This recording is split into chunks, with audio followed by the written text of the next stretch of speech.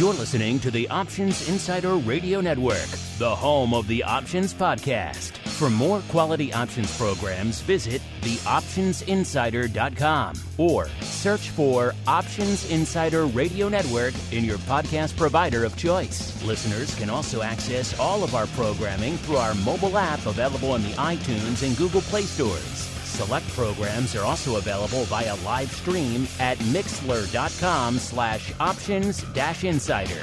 That's mixlr.com/options-insider. Don't forget to follow along with your favorite programs and submit your own questions for the hosts at twitter.com/options, stocktwits.com/options, facebook.com/theoptionsinsider, or via questions at theoptionsinsider.com.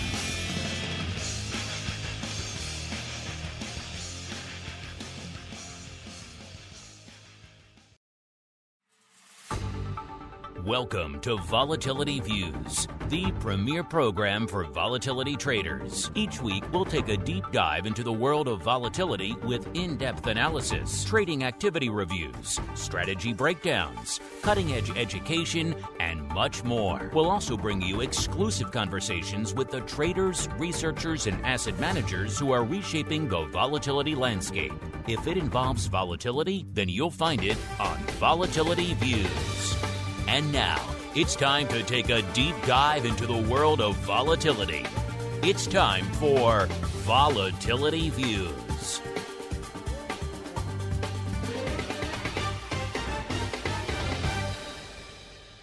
All right, everybody. That music can mean but one thing. It is Friday. It is noon Central. It is 1 p.m. Eastern. Do you know what's going on in the world of volatility? Well, let's find out together, shall we? It is time once again for Volatility Views, the premier program for volatility traders. My name, of course, Mark Longo from the THE, optionsinsider.com, as well as from the network upon which so many of you were mainlining this week. Took a little bit of a hiatus, a journey, a sojourn, if you will, down to Florida to check out the Futures Industry Association conference this year. Always a fascinating event. A lot of talk about options, options flow, and everything else. So it's not just futures, listeners. A lot of intriguing stuff. Some content will be hitting the network from that, including a chat with folks over there at SIBO, but all the stuff they have cooking over there in terms of all the things you guys and gals love, 0-day, 1-day VIX. Is it going to become product? All sorts of fun. You can check that out on the network. If you want to check it out sooner, then theoptionsinsider.com/pro is the place to go. We'll be hitting there first for our pro members, so stay tuned for that. Of course, if you're in the pro, you can hang out after the show and join us for a little bit of options oddities, which is always a fun way to end your broadcast week. And if you listen to that show, you don't at least come away thinking, man, there's a couple of names I want to check out in there, some trades, then you just weren't listening hard enough. Andrew, whenever he leaves, he always has a whole list of names he wants to trade after the show. Problem is, the markets are closed by the time the show is done, so we have to wait until Monday. But that is the fun and the danger of options oddities. You want to check all that fun out for yourselves, as well as pro Q&As, everything else, theoptionsinsider.com/pro. The place to go to learn more as we go around the horn and learn who's joining us on the old Volatility Views program today. Since I did just besmirch him, it's only fair that I start with him. We are joined this week from the shores of Maine by the rockingest of lobsters, Mr. Andrew GIOVINAZZI from OptionPit.com. Mr. G, welcome back to the show. We missed you down at the big Futures Industry Association Expo. I know it's your favorite show of the year, sir. I'm surprised you missed it. I just realized the oddities comment. It's probably better that the market's closed because it gives me at least a weekend to, to talk yourself off the ledge, to talk myself off the cliff. So I love the Overby saying, what is it? I lay down until the urge, idea. Yeah, lay down until the urge goes away. Yes. Till the urge goes away. Yeah. So, but I do keep that list, and I actually have my list is called it's the year low list. So, and I watch them and I go, wow, it keeps going low.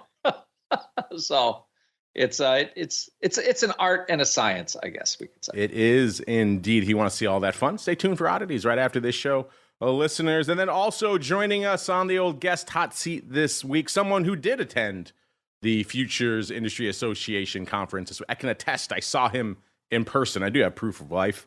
It is Rob D'Arco, the CEO over there at Rival Systems. He's been on the network, but it's been on our interview show, and it was back in OIC of 2018. So it has been quite some time, and this is indeed his first appearance on Volatility Views. Rob, welcome back to the network, sir. It has been too long. Well, thanks for having me, Mark, and great to meet you, Andrew. I'm very excited. It's been way too long. I remember back at OIC in 2018, the talk of the conference was low volatility and when are things going to spike. Yes. And I thought it was like deja vu until this morning. And, the VIX is actually heating up here. So maybe having me on the show is sparking something happening in the VIX. There you go. You are the catalyst. Yes, it seems like we're a long way away from the lazy days of 2018 when we're complaining about the aftermath of single-digit VIX. No one talked about zero-day options. There were no pandemics on the horizon. None of that stuff was in the offing back in 2018. But here we are, 2024, and things are crazy. Before we dive into all that craziness, Rob, like I mentioned, this is your first appearance on Volatility Views. A lot of new listeners out there, maybe not familiar with what you guys do. So let's start there. Give us an overview of your background in the world of options and indeed volatility, as well as what it is you folks do over there at Rival. Yeah, so I think most importantly to start with is I'm not a trader. So anything I say during this this show, take it with a grain of salt. But I have been in the trading industry for over 20 years, but always on the technology side. I started at a big proprietary trading firm called Ronin Capital back in 2002, right when things were just starting to trade electronically when SIBO was going hybrid. So, I mean, that seems like that was forever ago. Worked there, built up all of the options trading and risk management systems. And in 2015, we took my whole team and spun out, and that's when Rival was born. And we've been selling to larger proprietary trading firms, hedge funds, FCMs, broker dealers, banks, basically all professionals in the trading industry. And we have a few different products. We've got the legacy Rival Trader product, which is still being used today by people trading in market making and the VIX options and SPX and even OEX. I think we're the only third-party platform that still supports the 1.5. Wow, you're the one still running the 1.5. That's you. Wow, the 1.5, baby. You gotta love the 1.5. We joke about the 1.5 here as a relic of bygone era, but you're still crunching the nut. Good for you. Someone's got to fight the good fight. So exactly. But then we have their new platform called Rival One. That's a cloud-based platform it's a multi-asset platform to trade futures, options, equities, and crypto.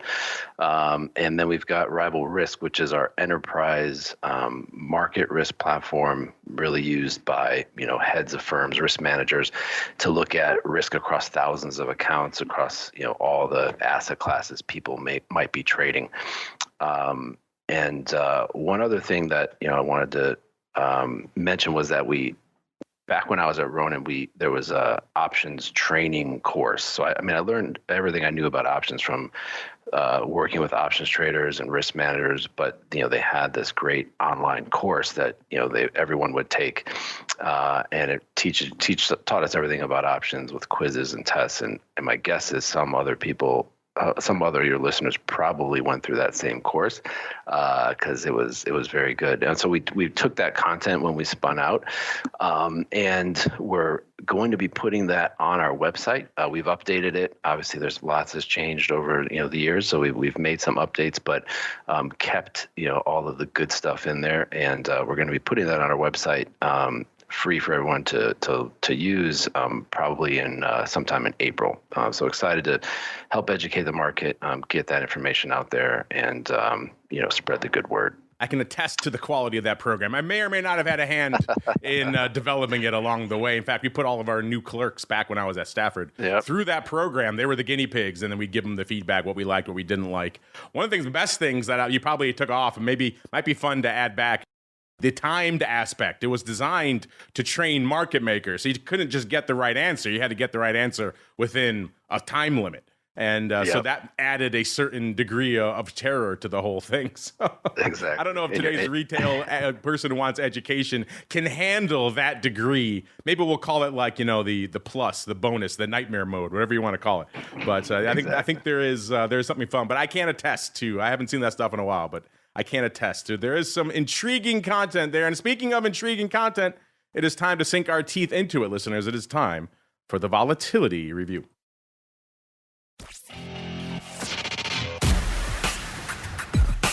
It's time to break down the latest developments in the volatility trading world. It's time for the Volatility Review.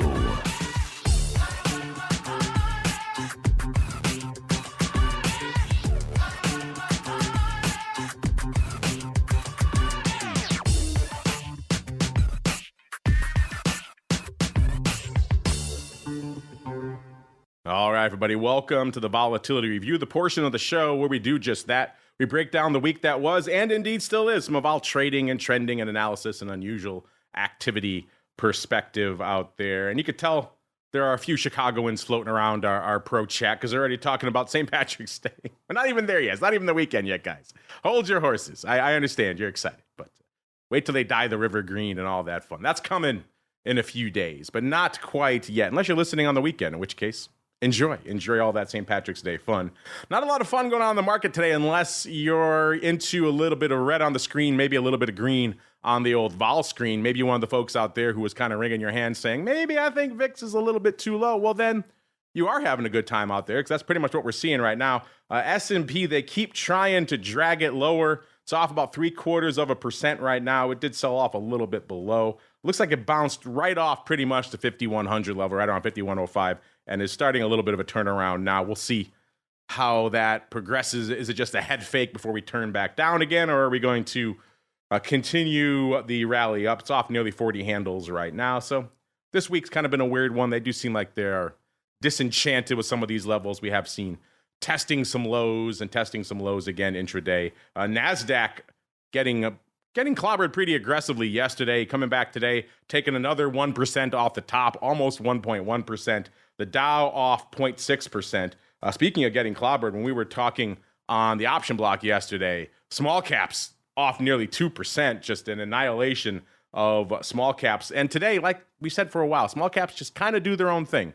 On a day when everything else is kind of gently selling off, small caps get annihilated, and then now everything else is selling off fairly aggressively, and small caps are pretty much unched. So, again, they kind of move to the beat of their own drummer out there. All this a long way around to saying we were, and Andrew, I want you to remember this at the end of the show, but we were, right at the start of the show, we were within pretty much 1/10 of a point for me. I'm at 14.85 in the crystal ball. We were at 14.95 when we kicked off the show. So I'm going to declare a little early victory just for fun because I've learned through bitter experience that vol could be many, many points away from where we were at the end of the show from where we started. So I'm just going to put that nugget out there now. Maybe an early victory. I've learned from Options Queen and some of our pro members. Take the victory when you can at a 15.20 right now. So already moving away from my prognostication, up about 1/3 of a point right now. VVIX, remember we just said on the show last week, listeners, when it starts getting into the mid to high 70s range, you kind of have to start paying attention because VVIX tends to not hang out there for very long.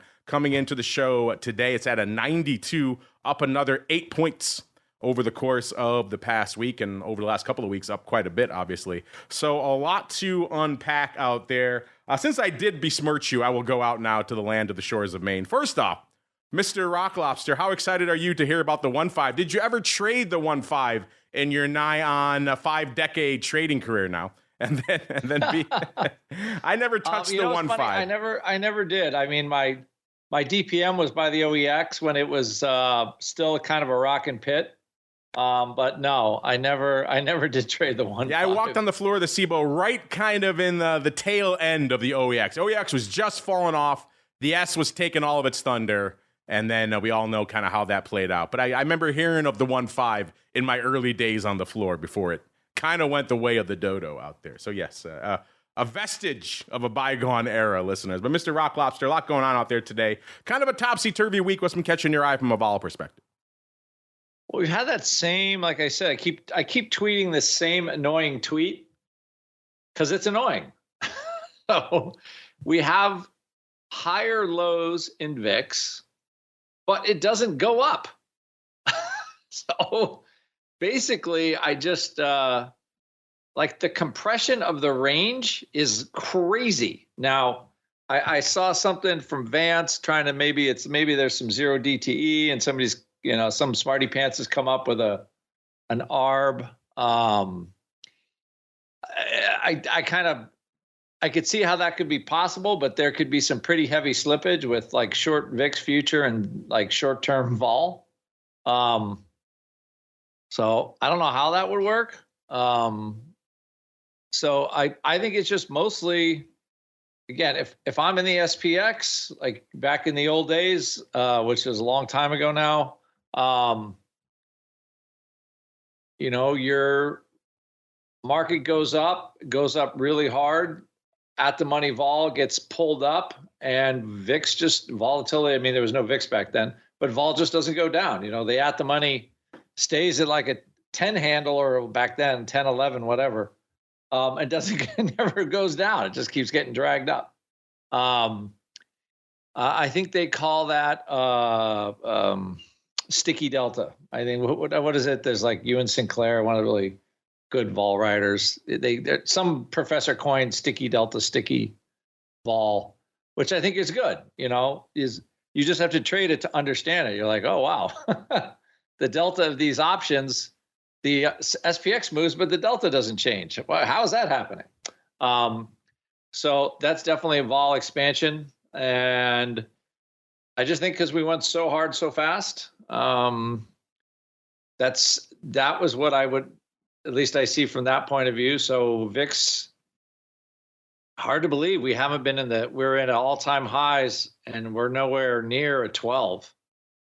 It feels like it's like 5,000 miles away at this point. So, and I can't, to be honest, I can't think of anything that would happen in the next month that would get vol to a 12, even with realized vol as low as it is. So you've had this sort of sneaky volatility where you just, the weekly ranges are relatively big, but your close to close is relatively low, and it kind of tricks, those.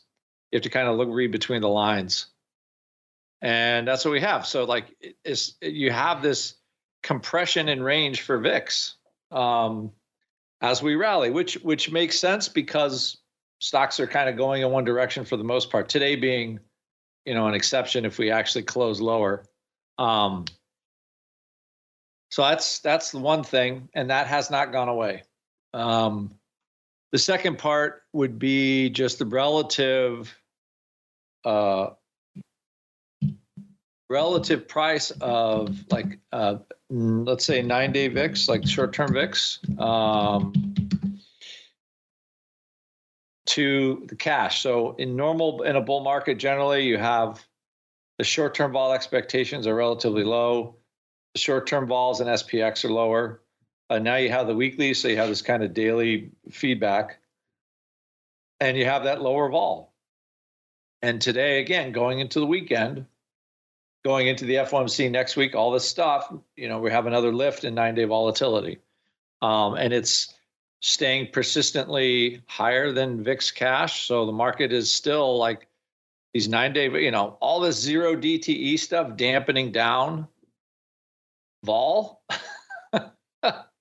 Not today, not this week, even when the market didn't go very far. So I could see somebody's making some money somewhere, because from a dealer point of view, if they're getting the zero DTE vols for nothing, and then they're able to jack up volatility 2 weeks out or be able to sell it for higher prices, they should be doing okay with that spread. And there's no reason for them to let it go away. So anyway, that's those are some of the larger things. And then, finally just, okay, what do we have for a curve? So you have some real, what I would say, historically bizarre signals that are, since I've been watching VIX now for like 10 years, just odd signals. And like Mark and I would be like, normally we would expect a little bit more of a tank in SPX when you see this like kind of short end of vol get a little more expensive, but it hasn't materialized yet. So I don't know who's doing all the buying when they need to do the buying, but like the sellers just never really appear. Maybe today would be a day, but like once again, we're down 0.75%, and everything kind of stops. So we'll see. But I don't, at least at this point, even though the vol says we should be going lower at some point, it just doesn't happen. And that's my biggest observation. A 0.75% move, and we're only what, 40, 60 points from the all-time high or something, SPX. I can't really count that as a sell-off. It's just we're not going up. I'll leave it there for my big three observations. Speaking of things just appearing, some volume just appeared as you were talking in VIX, like 600,000 contracts hitting the tape while you were talking, Mr. Rock Lobster. So wow, a lot went from about 400,000 to over 1 million now. So I think we'll have some stuff to sink our teeth into in a little bit. I gotta find it. Yeah, but before we get there, Mr. Rob, as Andrew just laid down, obviously an intriguing week. It's still kind of a head scratching period in the vol space. As Andrew was alluding to, people are kind of lamenting that the upside is not really exploding, and then also if you have puts in your back pocket, not really making a lot of bank there either. So it's an intriguing, also a frustrating period out there. What's been catching your eye, and also what are you hearing out there from your clients and the prop shops you're working with as they're navigating this environment? Yeah, so I think what was interesting this week, obviously, with VIX spiking up today, it seems like it's driven by some of the inflation concerns. There was the CPI number that came out, was up 0.4%. Yesterday, the PPI number was up 0.6%. And then you also had consumer expectations that were up, and the 1 year was up to 2.7, the 5 years up to 2.9. All of those above the Fed's desired level of 2%. So there's obviously a concern that is the Fed going to be able to lower rates anytime soon, or are they going to have to keep them steady, or worst case, are they going to have to reverse course and actually increase rates? And I think the longer the market stays in this high rate regime, or if it has to increase rates even higher, seems to me like that's when something ends up breaking in the economy. And just thinking back, how things have happened over the past 20 years since I've been in, seeing this sort of cycle happen over and over. Obviously there's stuff going on in the commercial real estate market. We've got the banks that have had issues last year. So I was actually talking to a client who has been one of the biggest VIX traders, and I think he understands everything really well. And he said, you're never sure what's going to light a fire under the VIX, but there'll always be something, but it's never what you expect. And so even someone who's been trading it forever is just resigned to the fact that at the end of the day, there's going to be some shock that people didn't see coming. So that's we'll see what happens, with the Fed meeting next week. My guess is they're probably, obviously, they're going to keep things steady, but what's going to happen, what sort of indication are they going to give to what they're going to be doing in the future? So we'll see. But, that's sort of what's piquing my interest in the short term, and then seeing what's going to happen over the next few weeks. Also, just in general, if you talking to other traders as well, the SPX is, I think it's still above the 50, 100, and 200-day moving average, which just in general, I think the VIX just become subdued, and there's just lots of complacency in the market, and we've seen periods of like that positive correlation between the VIX and SPX. Obviously not today. There's little spikes of it, looking at the charts, like there's periods where they do move in the same direction. And I think, it's people still believe that it's still driven by the AI stocks, right? It's such a huge percentage of the S&P index. Like I believe it's at least 28%, depending on which stocks you consider related to AI. And I feel like that's sort of masking things. It's putting this upward pressure. Nvidia is up 1.2% today. AMD is up 3% today. So it's putting this sort of upward pressure on the SPX, even as other things are happening, inflation concerns. So in my opinion, I think that's sort of why we're seeing this sort of steady trend up in the S&P, but then VIX starting to slowly move up as well. I like that. Even the size players in VIX don't really know what sets it off. I think. Yes, don't feel bad. I think that speaks for a lot of us out there. We're like, what is going on out here today? But yes, everyone I think the more prolonged exposure you have to products like VIX, the more you kind of shrug your shoulders and say, okay, yeah.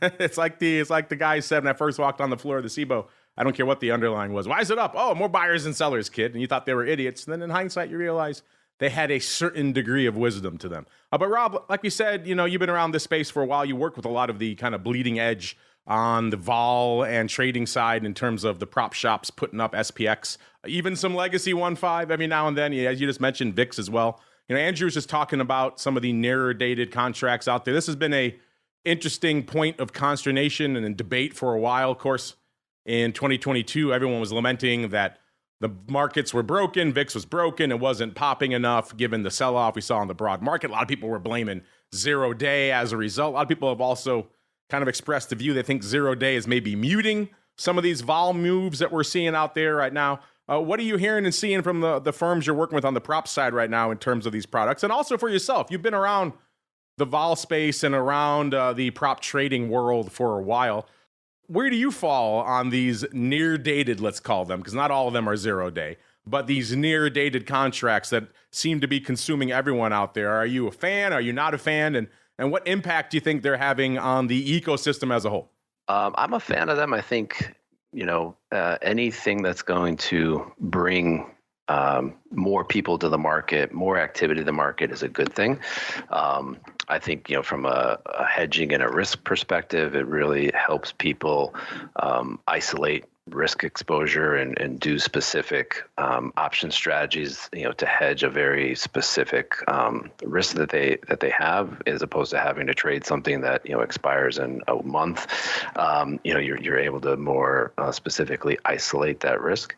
When we were at the BOCA conference, there was a panel where it was, the exchange, the SIBO, president of the SIBO was up there, and I was, I'm sure other people knew this, but I think he said there was 50% of the volume is in, it's in 1 day or 0 day to expiration options, and 30% of that is retail traders. So what's interesting to me is like that has to change. Like if you're from a traditional market making standpoint, when you're trading something for edge, right, and you're keeping that position on and you're managing the risk of that position over time, just when the majority of the volume is happening on the day of expiration, I think that just has to change your mindset or your approach to trading and managing those positions. Before on expiration, you wouldn't want to do anything, right? Like you built this position up for months and you sort of had it perfect and you just wanted to, sort of manage it on that day of expiration. Now, like that's where all the action is, right? So I haven't, specifically talked to traders about this, like liquidity providers about this, but it has to change the way that, they're approaching things. And actually I was listening to the show you had yesterday with Henry about the whole increase in market maker to market maker or, liquidity provider, volume, and part of me is thinking, well, is this part of that? Is it like there's such a huge demand curve in the market. If you're looking at the skew, it's a traditional demand skew, and basically people are buying all these options, and the market makers need inventory to sell, right? Like their job is to turn over the trades and provide that liquidity, and maybe they've got to go to other market makers to get more inventory. So I don't know, but it's I think it's obviously shifted the way people trade. It's shifted where the volumes are trading, and it'll be interesting to see as they expand it to more product classes, more individual stocks or other types of products, what the impact is, and if we see that spread even further, or if it's something's sort of unique to the index side of things. I also think just in general from a curve standpoint or a volatility standpoint, if you're looking at the current skew, I think it's really relatively flat or low to where it traditionally has been. And in general, that means like the 25 delta puts are probably relatively cheap. Looking at the curve today, like it seems like VIX has gone up, but the skew's gone down, which it seems interesting. But that's probably all demand driven, right? So people want to keep buying those call or buying those out of the money options. And I think one key thing though for like the users out there or the traders out there that are relatively new to the market, what you want to make sure you're looking out for is that tilt risk or skew risk. We call it tilt. And that's a sensitivity to the puts, vol on the puts going up, vol on the calls going down. And it's important to look at that. So, because skew is going to go up at some point. How quickly it'll go up is, anyone's guess. But if it goes up really quickly, you want to make sure you understand what your tilt risk is. We also do things like look at risk reversals. So synthetically, how many risk reversals do you have on, buying the 25 delta call, selling 25 delta put, so that you can very easily see, okay, if I need to get flat skew, how do I need to quickly execute that? So those are sorry for the long-winded explanation there, but those are the things that sort of we're talking about with the clients, or at least I'm hearing people talk about in the market. I like it. Listen into the option block. Better watch out, Rob. You're going to turn into a fan of the network pretty soon.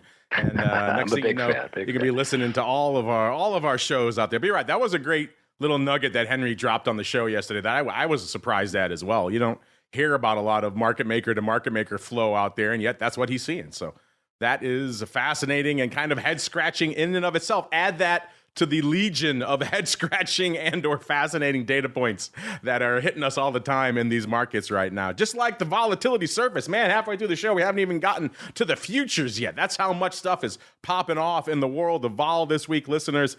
And as you might imagine, the front portion of the curve, as we continue this little bit of a dance with red on the screen here, is starting to firm up a little bit. When we were coming into the start of the show, the front portion of the futures curve kind of down to slightly flat. As we're coming in to start the show now, that March future ticked up about 0.2 right now. So it's swung about 1/3 of a point to the upside now. The April future is kind of unched up about 0.05. Not much there, but that was also down right when we started the show as well. So starting to firm up in the front. Are we going to head crazy backward? Probably not right now, but starting to trend in that direction. In terms of the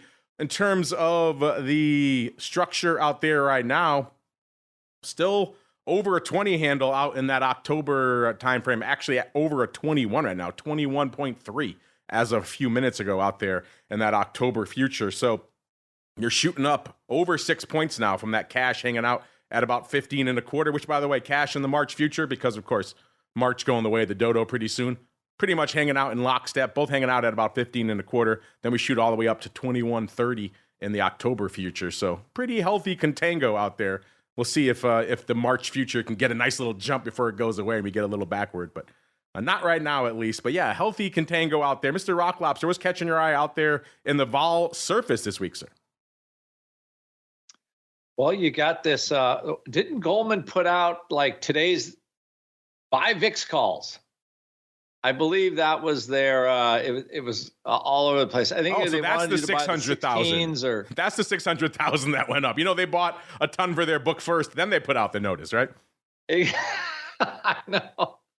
I mean, I hate to think ill of people, but it is Goldman. Oh, did I say that out loud? I'm sorry. Oh yeah.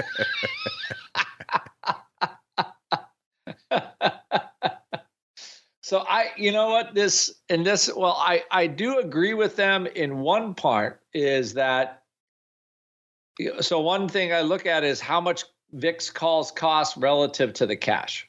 Because for listeners, the VIX options, traders use the VIX futures to hedge their VIX options. So while VIX is nominally the underlying price, the actual underlying price until expiration is whatever the future is for the term. So right now, when you have this big contango, right? So the futures are higher above the cash. So if you have a higher underlying price, that's going to mean that your calls are going to be more expensive relative. So you need that future to do more work. And a lot of times how the vol curve works is like the first move is just going from premium to flatness. So you don't get that early performance out of a VIX call. I mean, they're going to go up some, but not as much as you think. And then all of a sudden you kind of get to this flat area, which is kind of where we are now, getting there, where the calls, your VIX calls are relatively close to the cash price. And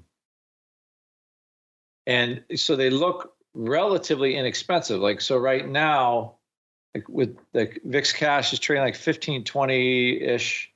The 17 calls are $1.30. The 16 calls are $1.60.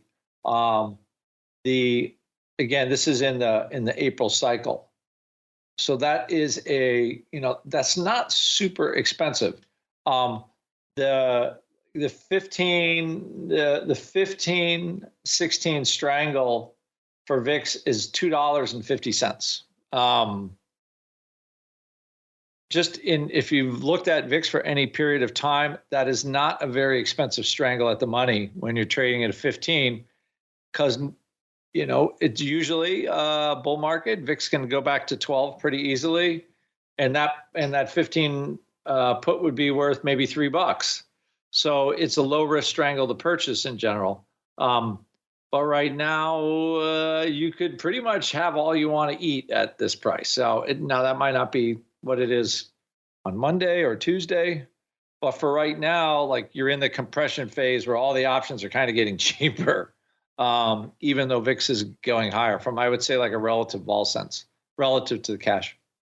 So like a 17 call is relatively where VIX is relatively cheap. Like it's a cheap dollar spend. And when you haven't been over 17 or something, or for, I think we touched it maybe for 2 seconds on that squeezy day in February, but for the most part, it's been 4 or 5 months of no real jump in VIX. So all these options are extremely inexpensive, in my view. So I did add a little, I added some call flies, 10-point call flies in there. I haven't added more.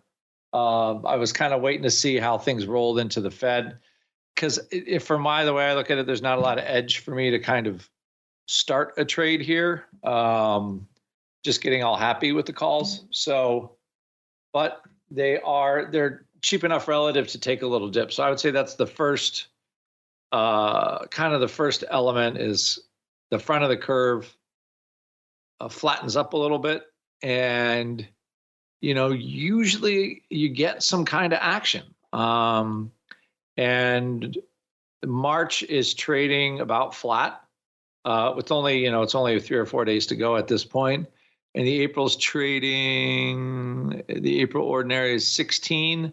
So, I mean, without a lot of work, you could see, a pretty flat front end, going into the FOMC next week. And maybe, I don't know, but maybe this is the time of the Fed says, well, I don't think we really should be talking about lowering rates anymore. We might have to raise them again. Which could be what everybody's sort of buying the juice for. Now, again, it's total speculation on my part, but I'm trying to find a reason why. And as Rob just said, and we joke on this show all the time, the Sith Lord has yet to reveal who's the other second. Whatever the reason is, has yet to reveal himself or herself, and that's kind of where the curve looks to me. Like, don't have a reason for it yet. The only one I can think of is just having the vol dragged up at the money. But generally with VIX, where there's smoke, there's fire. So it just hasn't. Again, I lean a little long when VIX gets a little flat like this. Doesn't mean I won't change my mind and buy some VIX puts, but this is the first time in a while I would say I don't own very many VIX puts relative. Normally I have a ton of them. And right now I have like relatively tiny amount, probably 5% of what I would normally have. So we'll see how it goes, but it is a interesting but uninteresting VIX curve right now, is what I would say. That's what the surface looks like. Interesting but totally uninteresting from a trade point. Interesting but uninteresting VIX curve. There we go. Add that to the legion of flummoxing data points and indicators that we're throwing at you throughout the show here. Rob, same question for you. Do you also find this curve interesting but uninteresting, sir? I find it interesting, it just because I think because there's so many different things, sort of different factors at play, and I almost feel like they're all kind of canceling each other out in a way. So to me, that's just it's just really interesting to see how that all works. But I think one thing that I see is we're talking about sort of the the vol going up. I think the realized vol the realized vol on the up days, within the S&P are higher than the realized vol on the down days. And I think that's driven by, the big moves in the AI stock, kind of like I mentioned earlier. They're such a big part of the index. When they're going up, that's sort of dragging that realized vol up, and that's sort of why maybe the VIX doesn't move in the traditional way that it has in the past with the SPX. I sort of the flip side of that is, if there's something that comes out in relation to these, AI stocks, that where it puts some down pressure on them, you're going to see, a significant drop off, I believe, because it's sort of the opposite effect, right? Because if they're on the way down, they're also, heavily weighted. So, we'll see what happens, in the AI side of things. The other interesting thing to me, you sort of mentioned it, is, if you look at the October future, it's up. There's sort of this kink in the curve where it goes up in October and then back down in November, and I assume that's because of the election. But I'm curious, obviously the election is until November, so it's after that October future expires. I'm not sure why you wouldn't see it sort of continue to go up, and maybe you guys hopefully know more than I do in that. But I would have expected, sort of October and November to be up, given kind of the uncertainty of market, or maybe it's, maybe the election, like things going up to the election is the most volatile, but then once the election's done, maybe things calm down. I don't know. What do you guys think about why it goes up in October and then down in November? Yeah, I think the October expiration cycle is November. November? What's the election? November 11th or something? I can't even remember. 3rd. So the October future is going to have the juice in November from SPX. So I think that's part of the reason. But yeah, it's for sure. And it was there the last cycle. Remember when we thought like the election was going to happen and it was going to rain cats and dogs and blah, blah, blah, blah, blah. So didn't happen until January, but that was part of the whole curve last time. It just that artifact never left. And nobody, there was, there's no sellers of that vol out there for the cycle. So It's like you can't get it back. It's that October surprise juice, right? That's always where something weird hits the fan. A Hillary email, pick your poison out there, right? October is always where it seems like the crazy mad. I mean, not to undersell November. It's still fairly juicy. As of a few minutes ago, it was almost a 20 itself. It was a 1985. But you're right. It's about a 1.5 below the October future. So clearly they are pricing in those last couple of weeks. A little bit of kink, a little structural funk, as well as a little bit of October surprise. A little bit of column A, a little bit of column B sprinkled on that October future out there. Man, we're coming up against it. We haven't even gotten to VIX options yet. That's how much is popping off this week, listeners. Let's get there now. Like I said earlier when the Rock Lobster was talking, he spooked or motivated somebody because a whole bunch of VIX options hit the tape right around that time. We were hanging out around 400,000 contracts. Now we're well over a million, 1.08 million.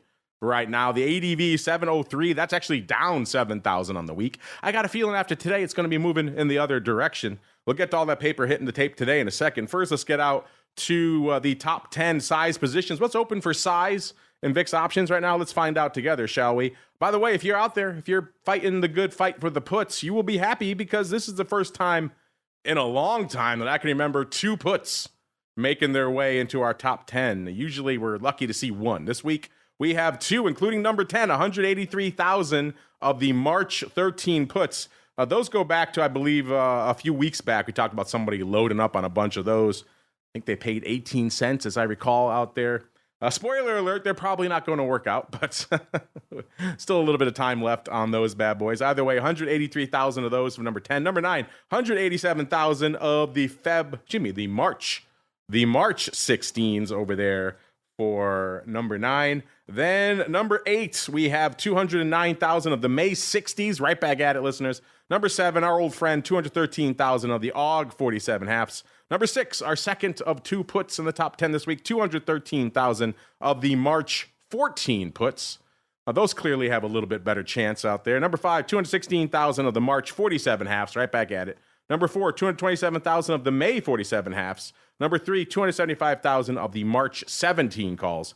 Number 2, 301,000 of the April 20s, and the number 1 size position in VIX options this week, 363,000 of the March 20 calls. If you're listening to some of our shows earlier this week, you heard us talk about, looks like they're doing some of these.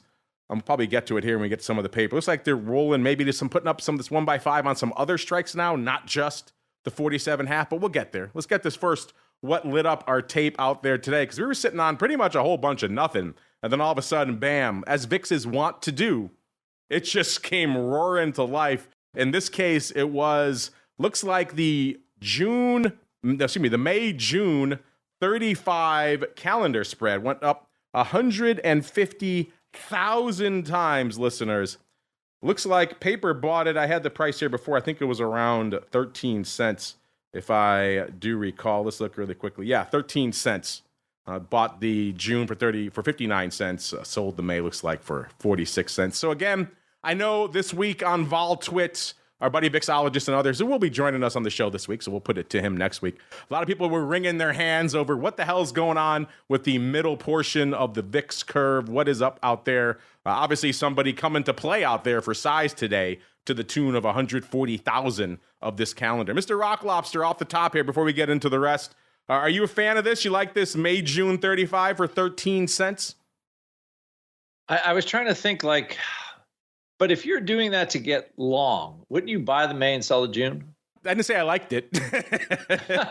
Yeah, I was trying to figure out, this is we need the flow master, because I like to see the direction, because if they're buying it so they don't think, so if you're buying it, okay, and then there's no event, so you have some free 35s in June, I could see that.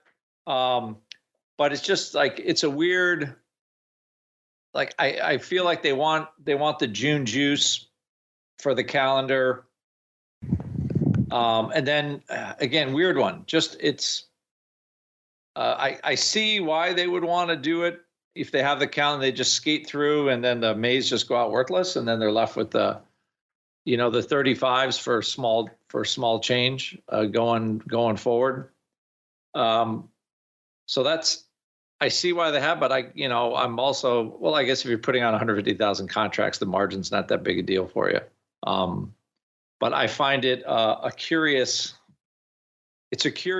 spread, because it's like, how does it pay is my next question. Like, and the only way I can think is, either you have a parabolic move and the May pays you if you're long it and short the June, or just the Mays go away. Yeah, you sit on your hands, kind of riding it out. Have a boring May later, and then you hit 100 in June. That's how it pays you, right? Yeah. Yeah, it is a little bit of threading the needle there, I think, but doesn't mean it can't happen. I could see chewing some nails down in May if we get a little bit of action out there in May. But yeah, this one, it's a weird, we don't see a ton of size calendars that are, this is, I should point out too, this is all opening. So we see rolls quite a bit, but we don't see, size opening calendars. Like, again, kind of speaking to the funky nature of the vol surface this week, which again, a lot of people have been talking about on Vol Twit this week. So I thought this spread will certainly add more fuel to the fire. Let's get out some of the other trades that are lighting up this week. Man, we're already coming up against it. Crazy how much is going on this week to sink our teeth into. All right, behind it, number 3 today, we have 50,000 of the AUG 42 halves. Again, that goes back to our friends maybe going down a little bit lower on the strikes from the 47 half to the 42 half, or maybe they inspired somebody else to do a similar 1x5, but on lower strikes. Either way, 42 half starting to light it up as well. Number 4, 45,000 of the June 45s. And number 5 today, 38,000 of the March 20s. Yesterday, also a banger day. We have multiple 1 million contract days this week, which we didn't see that last time when Powell was talking, but we're seeing it this week. We didn't see it during NVIDIA week either, but we're seeing it this week, which again, kind of weird. Again, people, I guess, are not used to the red on the screen, I don't think. They're so used to the AI lifting everything up that when they see a little red, they get a little spooked. Yesterday, 1.05 million, the big dog. Yesterday, 100,000 exactly of the AUG 42 halves. Again, going back to that lower 1x5 spread. We were joking about 47 half. Do you like it better at 42 half? I don't know. Someone does, to the tune of 100K. Right behind it, 43,000 of the June 14 puts. Also 40,000 for number 3 of the May 60s, 6Os. Number 4, 40,000 as well of the June 45s. And number 5, 39,000 of the June 19s. Wednesday, 1.03 million. So just heavy volume this week.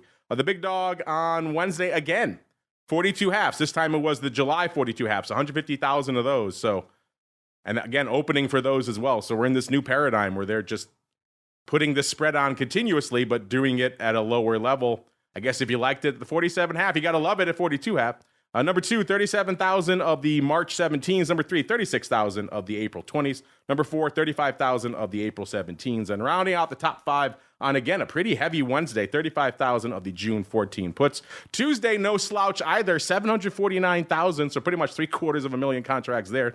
41,000 was the big dog. That was the March 17s on Tuesday, followed by 39,000 for number 2 of the March 18s. So maybe some vertical action there. Number 3, 35,000 of the March 16s. All call Palooza on Tuesday. Number 4, 35,000 of the April 18s. And rounding out the top 5, one put sneaking in there, 29,000 of the March 13 half puts. Monday, the light day of the week, 543,000 contracts on the tape. The big dog, 33,000 of the April 15 puts, followed by number 2, 24,000 of the March 16s. Number 3, 24,000 as well of the March 14 half puts. So maybe some, and actually number 4 as well, 24,000 of the March 14 puts. So maybe a call against the put spread there, pretty equivalent size. And number 5, we have the March 19s going up 17,000 times as well. Yes, they did buy those March 13 puts for 18 cents. I see that print here now.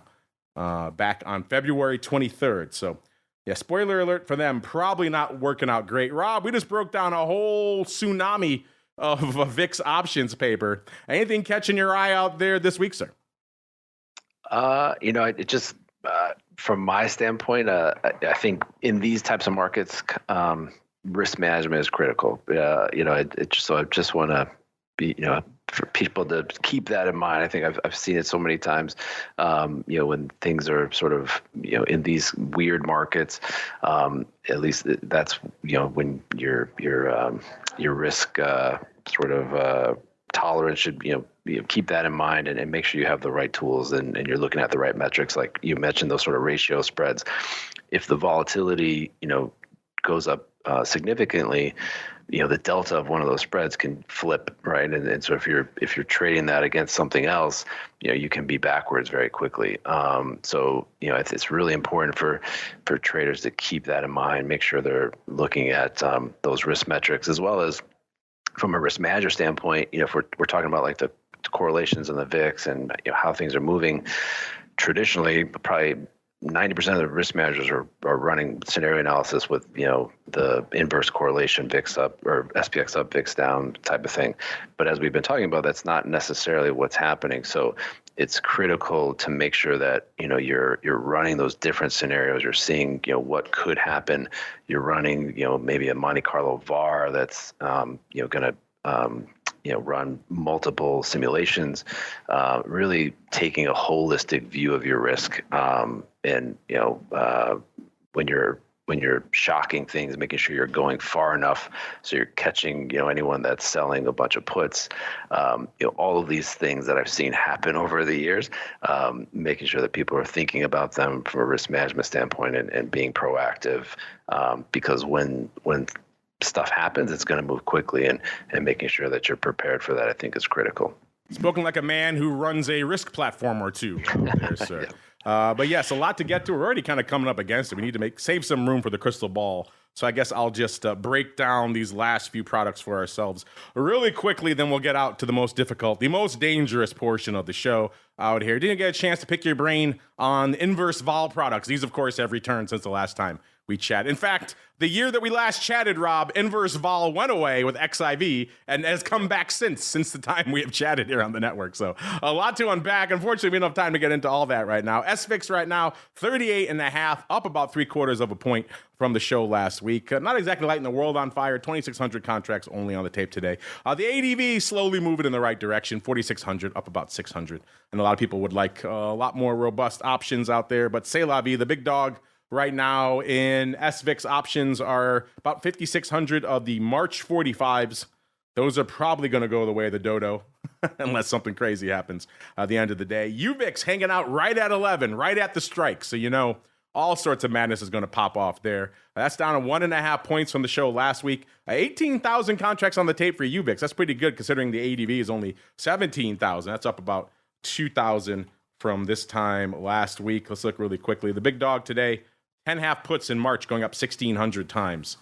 Those are probably not going to pay off, I guess, unless we see some crazy moves out there, but we shall see. Maybe we'll get into that a little bit on options oddities. The big dog in UVIX right now, still almost 21,000 of these April 12s that were looking a heck of a lot better last week than they are right now. UVXY 7 even right now, down about 1/3 of a point from last week.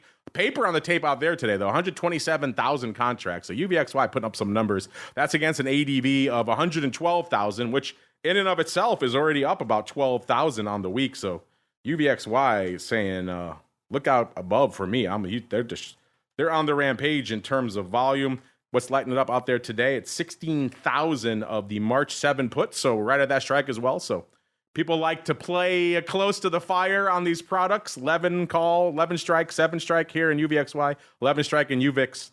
We'll see how those work out. The big dog in UVIX right now, 20,000 of the March 7 calls. So those are interesting out there right now. And then we have VXX bringing up the rear, 14 and about 1/3, down about 0.5 point from this time last week. Decent paper out there as well, 67,000. The ADV is 71,000. That's moving in the right direction, up 4,000 right now. And the top position in VXX right now, almost 31,000 of the March 14 puts. So it seems like we got a lot of nail biters going into the expiration at the end of the day here, listeners. 14 puts in VXX. We've got 7 calls in UVXY. We've got, forget about the 12 calls in UVIX, but outside of those, we got a lot of people kind of staying close to their keyboards, I think, towards the end of the day, as is always the case with these products. And it's time for us to stay close to a little thing called VIX, because it's time for the crystal ball.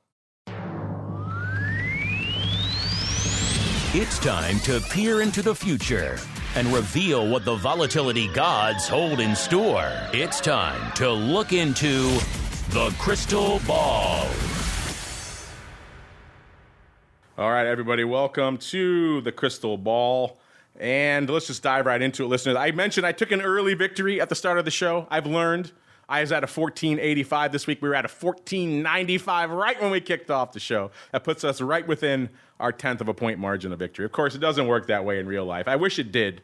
We're at a 1504 right now. I might just talk a little bit, see if I can talk down VIX a little bit. So I was there at the beginning of the show, not quite there right now, but pretty darn close for me. The meatball was at a 1661, so no joy for him. One of the Thompson twins, Mike, was at a 1412, so he was the next closest. And then Matt was feeling his oats to the upside at a 1801. No joy for the mullet and Tulum crowd out there this week. All right, Rob, I hope our producers prepared you, because this is where it gets difficult. This is where it gets dangerous. What are you feeling for VIX this time next week, sir? Well, I'm thinking AI stocks are going to continue to go up. I think, which is going to drive, sort of talked about earlier. I think FOMC, there might be some interesting stuff there. So I'm going to go 16.5. Oh, feeling a little juice is Rob. 16.5 out there. And let's see, I was the closest. I will go last just for fun. I'll let the Rock Lobster go next. Mr. Rock Lobster, sir, what are you feeling for this time next week, sir? I'm just going to go with the pattern of vol continuing to go up, and I don't see anything to break it. So let's see, Rob said 16.5. I don't want to scum them for a penny. You know what? I will settle somewhere in the middle. I'm going to say higher than today, though. I'm going to go 15.99. Oh, 15.99. Feeling a little bit of juice as well. And I was feeling around the same level we were a week ago on the show. This week, we're pretty close, a little bit higher, obviously. I don't mind something like that along these lines again. So I'm going to think not quite as high as these two fellows here, but I'm going to say a little bit frothier than we are right now. I'm going to say a 15.35. So all above picks this week. It's a rare time for that. That means, of course, look out below. 12 handle coming for this time next week. That will do it for us on Volatility Views. But before we go, listeners, let's go around the horn. Rob, a good job in the guest seat today, sir. If folks want to check out what you have cooking in the land of Rival, including maybe some of that forthcoming educational and training content, where should they go? What should they do? Check out rivalsystems.com. Well, there you go. Right to the point. I like it. Out there. Rivalsystems.com, the place to go to kick the tires and light the fires. And Mr. Rock Lobster, same question for you. If they want more pit goodness in their lives, where should they go? What should they do? Go to optionbit.com, 888-TRADE-01. And if you heard this show, you get 10% off anything. It's a great, great deal. I love how Rob's never been on before, and he was ready to go right away. And you've been doing that plug for a decade, and it still always comes as a surprise to you every time. It's still like pulling teeth. Optionpit.com. Give him a follow on the old Twitters as well. He's always tweeting out some snarky comment about vol.